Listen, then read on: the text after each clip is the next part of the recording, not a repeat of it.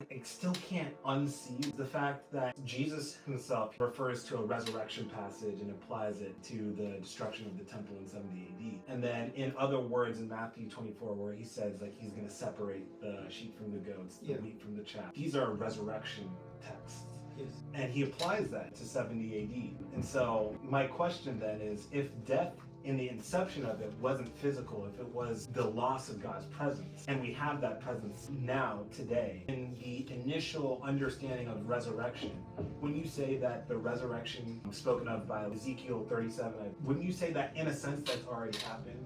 Definitely it happened, but its full fulfillment is the second coming. So now, every believer who died and risen with Christ, the whole human being is risen. But then, if we think of what Jesus did, we need to go in the same path. We have to die to receive the new glorified body.